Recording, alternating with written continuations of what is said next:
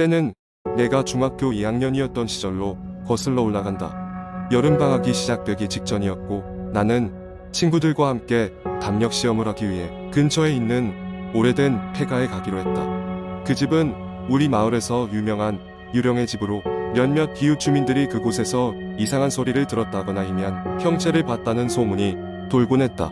밤이 깊어갈 무렵 우리는 손전등을 들고 폐가로 향했다. 집에 도착했을 때 그곳은 정말 소름 끼치도록 적막했다. 창문은 모두 깨져 있었고 집 주변에서 불길한 바람 소리가 들려왔다. 우리는 준비해온 촛불을 켜고 하나둘씩 집 안으로 들어섰다. 집 안은 정말 어지럽혀져 있었다. 벽지는 군데군데 벗겨져 거의 붕괴될 것처럼 보였고 바닥은 먼지가 가득했다. 우리는 약간 긴장한 가운데 어둠 속을 헤매기 시작했다. 그러던 중 한 친구가 2층에 올라가 보자고 제안했다. 2층 계단은 낡고 삐걱거렸지만 우리는 용기를 내어 천천히 올라갔다. 2층에 올라가자 우리는 여러 개의 방을 발견했다. 그 중에서도 유독 문이 삐걱대고 알 수 없는 냄새가 나는 방이 있었다. 나는 그 방에 혼자 들어가 보겠다고 말했다. 친구들은 걱정스러운 얼굴로 나를 보며 밖에서 기다리겠다고 했다. 방 안은 다른 곳보다 훨씬 어두웠고 이상한 냄새는 더욱 짙어졌다. 나는 손전등으로 방 안을 비추었고 그때 무언가 사라지는 소리를 들었다. 순간 등줄기가 오싹해졌다. 나는 손전등을 급히 돌렸지만 방 안에는 아무것도 없었다. 초조해진 나는 방을 더 살펴보기로 했다. 벽 한쪽에는 오래된 거울이 하나 걸려 있었다. 거울을 보자 순간적으로 내 뒤에 무언가가 스쳤다는 느낌이 들었다. 하지만 뒤를 돌아보았을 땐 아무것도 없었다. 다시 거울을 봤을 때 믿기 어려운 광경이 내 눈앞에 펼쳐졌다. 거울 속에는 나 외에 다른 누군가의 모습이 있었다. 그것은 바로 하얀 한복을 입은 소녀의 모습이었다. 그녀는 슬픈 눈으로 나를 바라보고 있었다. 내 심장은 미친 듯이 뛰었고 나는 그 자리에서 얼어붙어 버렸다. 그리고 그 소녀는 천천히 입을 열었고 희미한 소리로 나에게 무언가를 속삭였다. 돌아. 그리고 아무것도 없었던 것처럼 그녀의 모습은 사라졌다. 소름이 돋은 나는 그 자리에서 벗어나기 위해 피사적으로 방을 뛰쳐나왔다. 친구들에게 방금 일어난 일을 말했을 때 그들은 나를 믿지 않았지만 내가 너무나도 겁에 질린 표정이라 더 이상 캐묻지는 않았다. 우리는 곧바로 폐가를 벗어나 마을로 돌아왔다. 그 후로 나는 그날 밤의 일을 잊으려고 했지만 여전히 어딘가에서 그 소녀의 목소리를 들을 것만 같았다. 그것은 분명히 경고였던 것이다. 몇 년 후 그 집과 관련된 이야기들을 더 알아보게 되면서 나중에 알게 된 사실은 그 집에 살던 한 소녀가 오랜 병 끝에 외롭게 세상을 떠났다는 것이었다. 그리고 그녀는 항상 누군가가 자신을 기억해주길 바랐다고 했다. 나는 문득 그날 그녀가 왜 나에게 그런 경고를 했는지 이해할 수 있을 것만 같았다. 그 이후로 나는 다시는 그 집에 발을 들이지 않았고 그날의 기억은 여전히 내 머릿속에 선명히 남아있다. 어느 날 밤 갑자기 그녀의 목소리가 들린다고 해도 나는 더 이상 놀라지 않을 것이다. 두 번째 이야기. 어느 날 나는 일상적인 생활 속에서 지친 몸을 이끌고 집으로 돌아왔습니다. 밖은 이미 깜깜한 밤이 되었고 거리에 가로등 불빛만이 희미하게 비춰졌습니다. 집에 들어서자마자 쌓여있던 피로가 한꺼번에 몰려왔고 나는 곧바로 샤워를 마치고 침대에 몸을 던졌습니다. 침대는 나를 따뜻하게 맞아주었고 나는 금세 잠에 빠져들었습니다. 그러나 깊이 잠들었을 무렵 문득 한기가 느껴져 눈을 떴습니다. 방 안은 이상하게도 쌀쌀했습니다. 이상하게도 창문은 닫혀 있었고 외풍이 들어올 틈은 없어 보였습니다. 나는 몸을 웅크리고 다시 잠을 청하였지만 이번에는 어디선가 들려오는 낮은 소리에 정신이 번쩍 들었습니다. 마치 누군가 내 이름을 부르는 것 같은 속삭임이었습니다. 처음에는 꿈결에 잘못 들은 소리라고 자신을 다독였지만 그 소리는 점점 명확해져만 갔습니다. 차분하면서도 서늘한 소리로 내 이름을 반복적으로 부르고 있었습니다. 겁에 질려 고개를 돌려보니 방 한 구석에 그림자가 서 있었습니다. 생김새가 확실히 보이는 것은 아니었지만 그것이 어떤 형태를 가진 존재임은 분명했습니다. 나는 침대에서 벌떡 일어났습니다. 쿵쾅대는 심장을 주체할 수가 없었습니다. 방에 불을 켜기 위해 손을 뻗었지만 그림자는 이미 사라지고 없었습니다.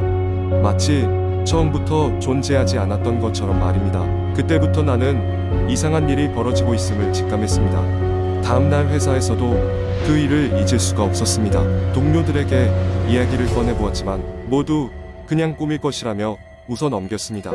하지만 나는 그 소리와 그림자가 너무나도 생생하게 기억났기에 자꾸만 마음이 불안했습니다. 퇴근 후 집에 돌아와서는 혹시나 하는 마음에 집을 샅샅이 살펴보기도 했지만 이상한 점은 발견할 수 없었습니다. 밤이 되었고 나는 침대에 누웠습니다. 불안한 마음을 억누르려 했었지만 어느새 또다시 그 속삭임이 들려왔습니다. 이번에는 더욱 멀리서 그러나 확실하게 내 이름을 부르고 있었습니다.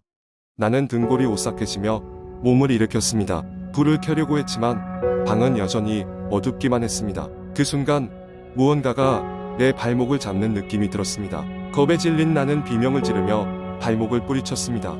아무것도 보이지 않았지만 분명 어떤 힘이 나를 붙잡고 있었습니다. 어떻게든 그 자리에서 벗어나려고 몸부림을 쳤고 동시에 온 방의 전등이 깜박거리기 시작했습니다. 갑작스러운 상황에 나는 패닉 상태에 빠져버렸습니다. 그 후로 매일 밤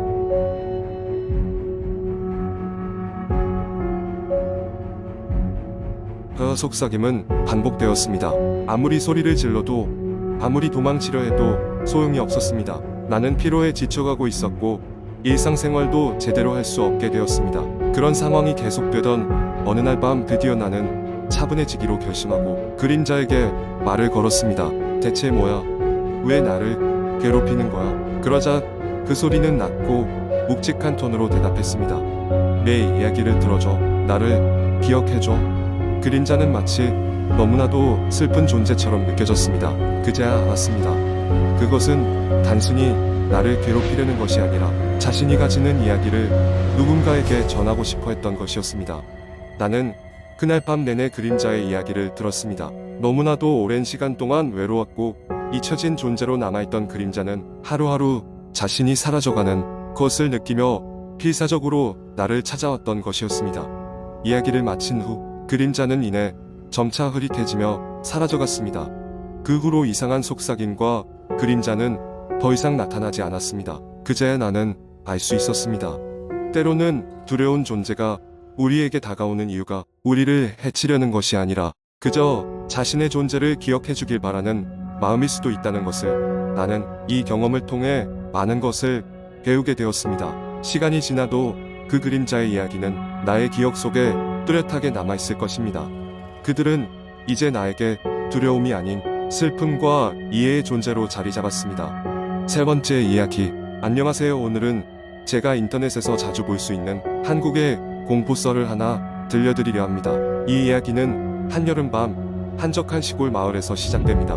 그 여름은 유난히 더웠습니다. 한낮의 열기가 해가 진 후에도 식지 않아 마을 사람들은 밤이 되어서야 겨우 창문을 열고 바깥 공기를 마셨습니다. 하지만 그날 밤 역시 무더운 날씨 때문에 잠을 이루지 못하던 저는 할머니 댁 마당에서 파김치가 되어 누워 있었습니다. 주변은 온통 어둡고 간간히 귀뚜라미 소리만 들려오는 적막한 분위기였습니다. 마을은 작았고 거주하는 사람들도 많지 않았기에 모든 것이 조용했습니다. 드문드문 날아오는 모기 소리를 내쫓으려 손을 휘저어도 보고 몇 번이나 체포한 파리에게 다시 자유를 주기도 했죠. 그땐 이렇게 깊은 밤에 혼자 잠들지 못하고 쓸데없는 생각만 하고 있었습니다. 그러던 중 갑자기 마당 끝쪽에서 이상한 소리가 들려오기 시작했습니다. 처음엔 단순히 바람소리나 작은 동물일 거라 생각했습니다. 그러나 그 소리는 점점 가까워지면서 그 정체를 드러냈습니다. 그것은 마치 사람들이 웅성거리는 소리 같았습니다. 사람들, 이 한적한 시골 마을에서 이렇게 늦은 시간에 사람들이 웅성거리다니 이상했습니다. 가슴이 두근거리기 시작했습니다. 그리고 이내 얼어붙은 채 소리의 방향을 바라보았습니다. 어둡고 잘 보이진 않았지만 분명히 누군가 서 있었습니다. 모호한 실루엣이었지만 분명 사람의 형태였죠. 그제서야 발이 무거워지기 시작하며 그 자리에서 꼼짝할 수 없었습니다. 심장이 쿵쿵 뛰었습니다. 눈앞에 서 있는 형체가 제 쪽으로 한 발자국씩 다가오고 있었습니다. 주위를 아무리 둘러보아도 도움을 청할 사람은 보이지 않았습니다. 그리고 그 형체가 멈추었습니다. 마치 저를 뚫어지게 쳐다보고 있는 것 같았죠. 그때 마치 귀에 속삭이듯이 나지막하고 서늘한 소리가 들렸습니다. 내가 이곳에 오는 건 아니었어. 라는 소리. 그것은 확실히 사람의 목소리였습니다. 하지만 그 안에는 분명한 분노와 동시에 슬픔이 섞여 있었습니다. 저는 두려움에 몸이 떨렸고 무슨 말을 해야 할지 몰랐습니다. 그 순간 냉혹한 바람이 불어와 제 몸을 감쌌고 저는 정신을 잃을 것만 같았죠. 무언가 저를 얽매는 듯한 느낌마저 들었습니다. 그러나 근처에서 고양이 울음소리가 들리자 모든 것이 갑자기 잠잠해졌습니다. 저를 향해 오던 그 형체는 간데없고 다시 고요한 여름 밤의 바람 소리만 남아 있었습니다. 저는 얼른 몸을 돌려 할머니 댁 안으로 뛰어 들어갔습니다. 안에 들어와서도 한동안 두려움에 떨며 문을 쳐다보았습니다. 이 일이 있었던 후 저는 그곳에서 다시는 밤을 보내지 않았습니다. 할머니께 이 얘기를 말씀드렸을 때 그녀는 이렇게 말씀하셨습니다. 그곳이 바로 오래전 마을 사람들이 무언가를 숨겼던 장소란다. 그래서 그 영혼이 아직도 떠돌고 있지. 이렇게 해서 그 여름밤의 공포는 나에게 끝까지 잊을 수 없는 사건으로 남아 있습니다. 사람들은 시간이 지나면 잊혀진다고 하지만 그 경험만큼은 제 마음 깊숙이 자리 잡아 언제나 떠오르곤 합니다. 여전히 이 마을을 떠올릴 때마다 등골이 오싹해지는 기분은 사라지지 않네요.